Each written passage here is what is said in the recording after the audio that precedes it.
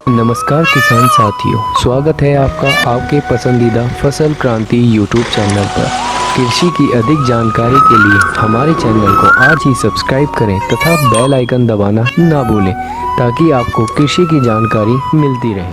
किसान साथियों, फसल क्रांति यूट्यूब चैनल में आप सभी का फिर स्वागत है। एक बार फिर से हमारे साथ मौजूद है राष्ट्रीय बीज निगम के अध्यक्ष एवं प्रबंध निदेशक श्री वी.के. गौड़ जी। सर, आपका बहुत बहुत स्वागत है। नमस्कार सर, आपसे हम जानना चाहेंगे कि राष्ट्रीय बीज निगम किसानों के लिए किस तरह के कार्य कर रहा है। राष्ट्रीय बीज निगम की जो स्थापना हुई है वो आपको यदि इसकी मैं बैकग्राउंड में ले जाऊं तो 1963 में हुई थी।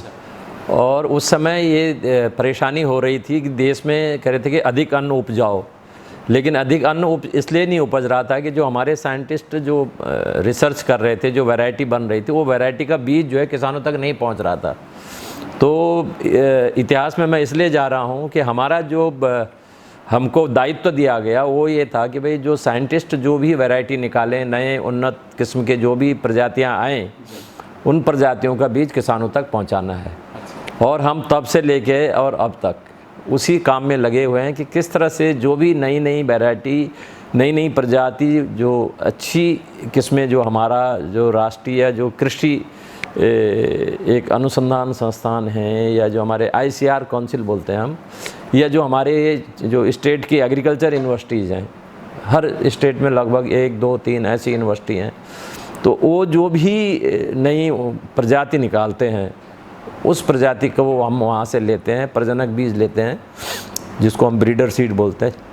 और हमारे पास लगभग 22,000 हेक्टेयर ज़मीन है। उस प्रजनक बीज को हम फिर यहाँ पे बढ़ाते हैं, मल्टीप्लाई करते हैं अपने फार्मों पे, जो 22,000 हेक्टेयर ज़मीन है। और उस ज़मीन से जब हमारा उसको बोलते हैं हम आधारीय बीज, वो आधारीय बीज हमारे पास लगभग 12,000 जो है हमारे जो बीज उत्पादक किसान हैं, उनको सीड ग्रोवर हम कहते हैं, हम उस आधारीय बीज को उनको देते हैं बीज उगाने के लिए। और जब वो बीज उगता है तो उसमें जो राज्य सरकार में, हर राज्य सरकार में एक प्रमाणीकरण संस्था है, वो संस्था और हम मिलके हम उस बीज को पैदा करवाते हैं किसान के यहाँ, और वो किसान फिर हमारे यहाँ प्रोसेसिंग प्लांट पे उसको लाते हैं। तो इस तरह का जो बीज है इसको बोलते हैं प्रमाणीकृत बीज, सर्टिफाइड सीड। और यही बीज किसानों को हम देते हैं। तो इसकी हम प्रोसेसिंग करते हैं, इसकी जो टेस्टिंग होती है वो हमारी अपनी लैब में, और वो जो प्रमाणीकरण संस्था है वो एक दो बार खेतों में जाके देखती है, और फिर वहाँ से जब हमारा प्रोसेसिंग प्लांट में प्रोसेस होता है तो वो सैंपल फिर उनके लैब में भी भेजा जाता है। तो जब ये दोनों लैब में पास होता है फिर ये किसानों को हम बीज देते हैं। तो हमारा मुख्य काम जो है अच्छी किस्म के जो बीज हैं, जो विभिन्न संस्थाएं और विभिन्न कृषि विश्वविद्यालय जो बना रहे हैं, उन बीजों को वहाँ से ले करके और किसानों तक पहुँचाने का काम है, और हम इस काम में लगे हुए हैं। अच्छा सर, हमारे चैनल के माध्यम से बहुत सारी क्वेरीज आती हैं कि प्रमाणीकृत बीज कहाँ से मिले, और खासकर NSC के जो बीज है उसकी विश्वसनीयता जो है किसानों के बीच काफ़ी है। तो ये किसान जो आपके बीज को प्राप्त करना चाहें तो कहाँ से ले सकते हैं, थोड़ा इसको विस्तार से बताएं। हम अपने किसान भाइयों से अनुरोध करना चाहेंगे कि पहले तो जब भी वो NSC का बीज लें तो ये ध्यान रखें कि उस पर 2 टैग लगे होंगे। एक जो प्रमाणित बीज होता है एक संस्था का होता है और एक हमारा होता है। तो उस पर ऊपर जब सिलाई होती है तो वो 2 टैग लगे होंगे। ये तो वो ध्यान रखें, पहले तो ये ध्यान रखें। दूसरा ये ध्यान रखें कि हमारा बीज या तो स्टेट गवर्नमेंट के जो सेंटर होते हैं वहाँ पे बिकता है। हमारे जितने कार्यालय हैं लगभग हर कमिश्नरी पे हमारा एक एरिया ऑफिस होता है, प्रक्षेत्रीय कार्यालय बोलते हैं, या हर हमारे जो स्टेट की कैपिटल हैं, राजधानी हैं, वहाँ पे हमारे प्रांतीय कार्यालय हैं, उसको हम रीजनल ऑफिस बोलते हैं। तो वहाँ पे हमारा बीज उपलब्ध है। इसके अलावा हम जो स्टेट गवर्नमेंट के संस्थाएं हैं जैसे सीड कॉरपोरेशन है, उनको भी हम अपना बीज दे रहे हैं। इसके अलावा हम जो है अपने जो हमारे लगभग पूरे भारतवर्ष में इसमें 3,000 बीज वितरक हैं, तो वहाँ NSC का सर्टिफिकेट लगा होगा वितरक के पास। तो आप ये देख लीजिएगा कि भाई वो NSC का अधिकृत विक्रेता भी है कि नहीं है, किसान भाई इसका ध्यान रखें और वहाँ से हमारा बीज लें। कई बार हम लोग किसान मेले जब लगते हैं विभिन्न संस्थाओं के द्वारा, कृषि विश्वविद्यालयों के द्वारा, तो हम वहाँ पे भी अपने बीज उपलब्ध करा रहे हैं किसानों के लिए। तो किसान को लगभग सभी मतलब जो सरकारी संस्थाएं हैं या मेले हैं सरकार के माध्यम से या कृषि विश्वविद्यालयों के माध्यम से, हमारे जो बीज के विक्रेता हैं, हमारे अपने जो बिक्री केंद्र है, सेल काउंटर हैं, इन सब जगहों से हमारा बीज उपलब्ध हो सकता है। तो सर आप फील्ड क्रॉप्स से रिलेटेड ही बीज निर्माण करते हैं या फिर वेजिटेबल? नहीं, हमारे पास लगभग सभी प्रकार के बीज उपलब्ध हैं। हम मोटा 80 फसलों के बीज बनाते हैं और लगभग हमारे पास 650 के करीब जो हैं वो प्रजातियां हैं। आपने जैसे कहा हमारे पास खाद्यान्न फसलें हैं, जैसे गेहूं, धान, जौ, बाजरा, ये ज्वार, लगभग ये खाद्यान्न की फसलें हैं। दलहनी फसलों में जैसे हमारे पास चना है, इस समय मसूर है जो इस समय की फसलें हैं, जैसे आप अरहर है जो खरीफ में बोई है, मूंग, उड़द है, तो काफ़ी लंबी हमारी फहरिस्त है। उसके बाद जो तिलहनी फसलें हैं जैसे सोयाबीन है, तो मूंगफली का बीज है, इस बार सरसों का बीज जो है बड़ी मात्रा में गया है, और तोरिया है, तो अलसी है, तिल जिसको हम बोलते हैं, सैफ्लावर जिसको हम बोलते हैं वो है। तो ये तो दलहनी में हो गए। वेजिटेबल में जो हमारे सब्जियों के बीज हैं काफ़ी हमारे पास लगभग मेरे ख्याल से 40-50 वेजिटेबल की वैरायटी हैं, हाइब्रिड हैं, जो कि बहुत अच्छा काम कर रही हैं। भिंडी है, कद्दू है, लौकी है, तुरई है, ये जिसको कुकुम्बर हम ककड़ी वगैरह बोलते हैं, खरबूजा, तरबूज, लगभग सारे उसमें हैं। इसके अलावा हमारे पास चारे की फसलों के बीज हैं।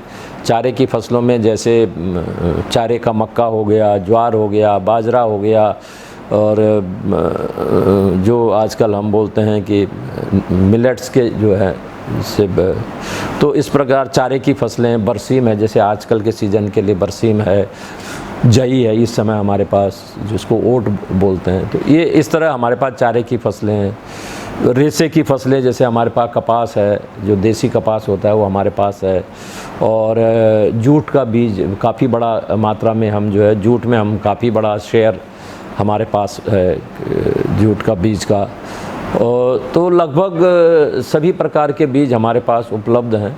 हम जैसे कि आजकल कहते हैं कि जैविक खेती के लिए जो है जो हरी खाद जो है, तो ढैंचा है या मूंग का है, या जो हरी खाद में काम आते हैं जैसे गुआर है, तो इसको भी हम किसानों तक पहुंचा रहे हैं कि भाई ये हरी खाद के लिए भी उनको बीज मिल जाए। तो बहुत प्रकार के बीज हम लोग रख रहे हैं और कोशिश करते हैं कि किसानों को हम सब प्रकार के बीज दें ताकि उनको कहीं और न जाना पड़े। इसके साथ साथ जब हम मार्केट में होते हैं तो किसान बीजों का जो कीमत होती है उस पे भी एक चेक लगता है। और आप देखेंगे कि जैसे चारे की फसलें हैं या जो वेजिटेबल के बीज हैं, जो सब्जियों के बीज हैं, हमारे बीजों की कीमत और उनके बीजों की कीमत में लगभग हम 1/3 रेट पे देते हैं। अच्छा। हाँ, तो उससे किसानों को एक ये होता है और दूसरा ये भी होता है कि भाई मार्केट में कीमतें एकदम से ऊपर न चढ़ें।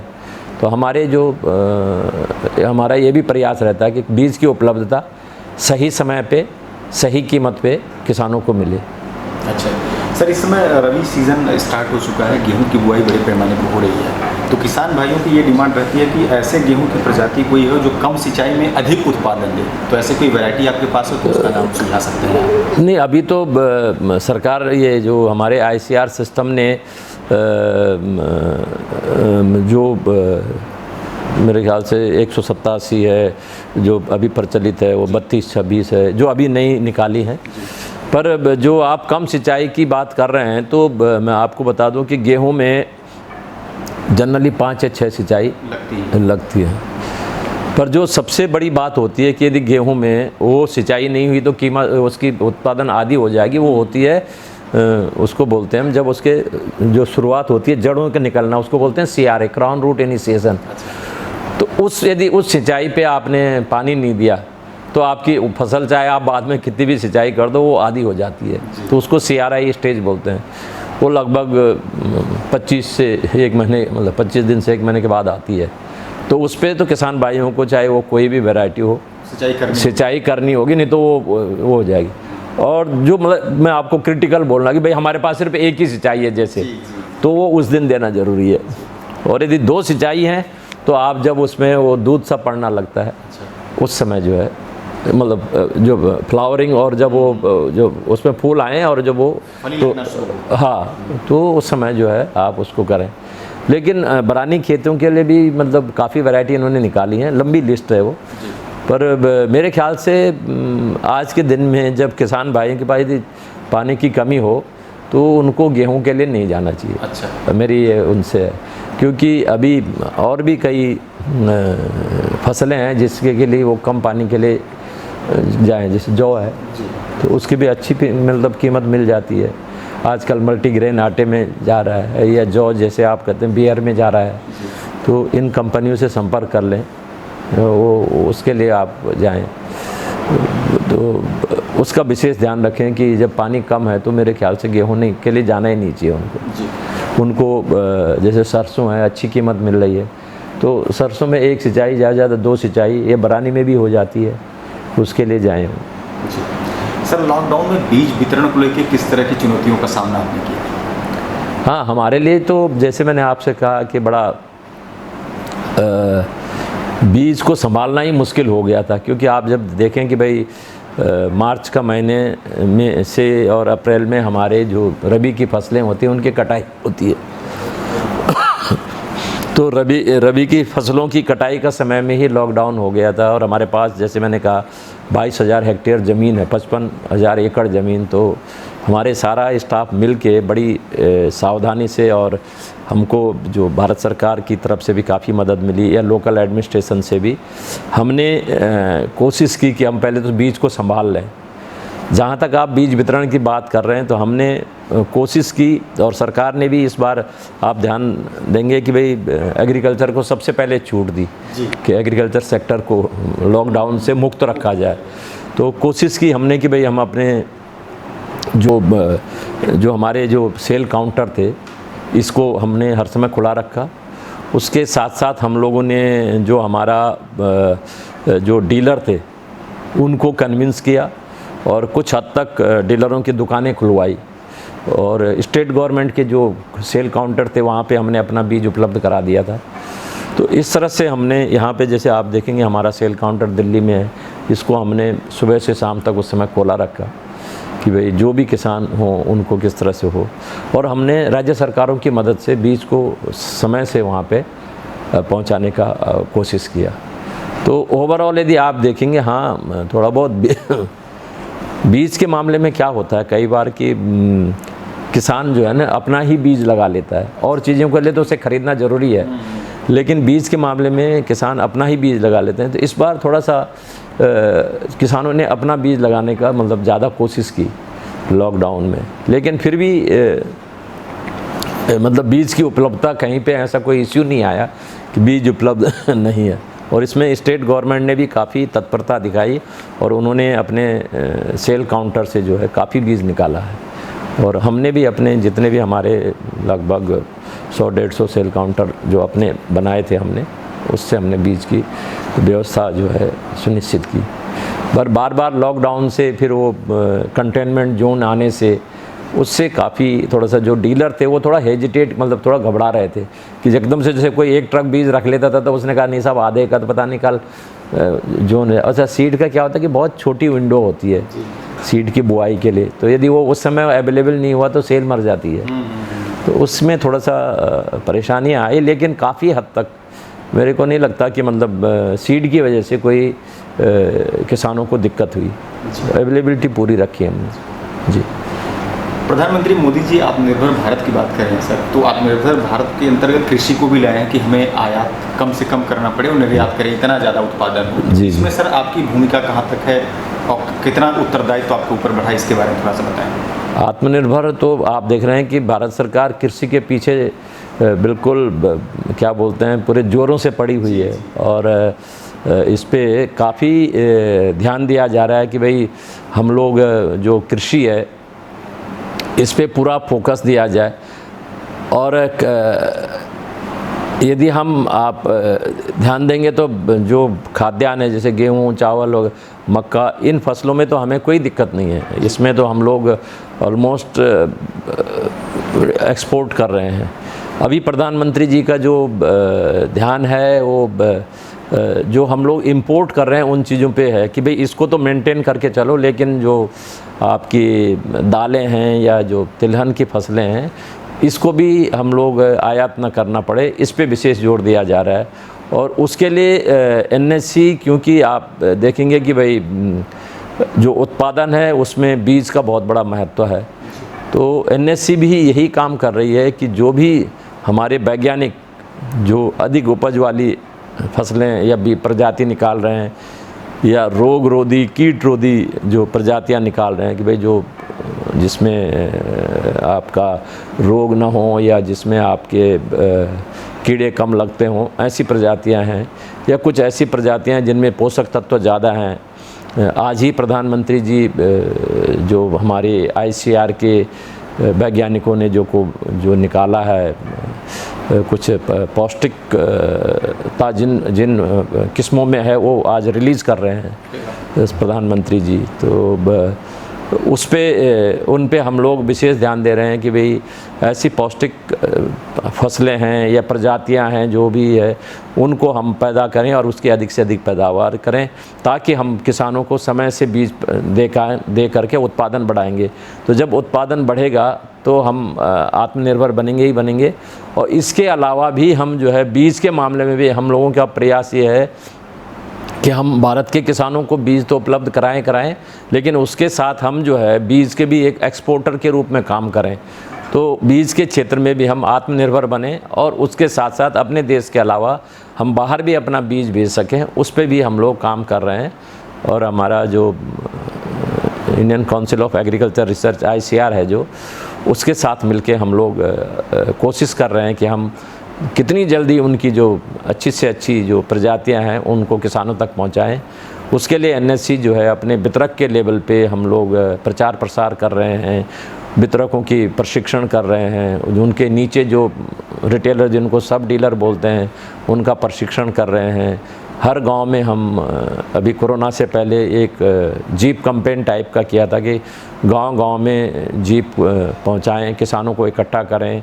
जो हमने नई वैरायटी के जो प्रदर्शन लगाए हैं वहाँ पे किसानों को लाए, वहाँ पे वैज्ञानिकों को ले गए, वैज्ञानिकों के द्वारा फिर किसानों को दिखाया कि ये फसल इतनी अच्छी है और इस इतनी अच्छी फसल बनाने के लिए हमने क्या क्या कार्यक्रम लिए हैं। इस तरह के कार्यक्रमों को लेके हम चल रहे हैं। मुझे लगता है कि एनएससी अच्छी किस्म के बीजों को यदि किसानों तक पहुँचा देगी, सही समय पर पहुँचाएगी, सही कीमत पर पहुँचाएगी, तो किसानों की आय भी बढ़ेगी क्योंकि वो ज़्यादा पैदा कर पाएंगे। और उसके साथ साथ देश जो है जो विशेषकर दलहन और तिलहन में आत्मनिर्भर होगा। और अभी आपको पता होगा कि एक उसके लिए हम लोग काफ़ी दिनों से लगे हुए थे, लगभग 5-6 साल से। अभी एक बहुत बड़ा निर्णय सरकार ने लिया है कि जो सरसों के तेल में पहले मिलावट होती थी, तो 1 अक्टूबर से वो जो सरसों का तेल है अब उसमें कोई भी तेल नहीं मिल सकता है। ये भारत सरकार ने निर्णय लिया। इससे क्या होगा कि जो सरसों की कीमत है वो किसानों को समुचित कीमत मिलेगी और जो उपभोक्ता है, जो ग्राहक है, उसको उसकी इच्छा है वो कौन सा तेल खाना चाहे, यदि वो बिना मिलावट का खाना चाहे या मिला के खाना चाहे तो वो लेगा। तो ये बहुत बड़ा निर्णय हुआ है। उससे मुझे लग रहा है कि सरसों के मार्केट भी अप होगा, सरसों के प्रति किसानों का रुझान बढ़ेगा और वो ज़्यादा से ज़्यादा सरसों उगाएंगे, उनको अच्छी कीमत मिलेगी। तो उसमें भी सरसों के तेल के जो आयात है ये सब बंद हो जाएगा आने वाले समय में, ऐसा मेरा मानना है। सर, इतनी अच्छी जानकारी देने के लिए आपका बहुत बहुत धन्यवाद। धन्यवाद।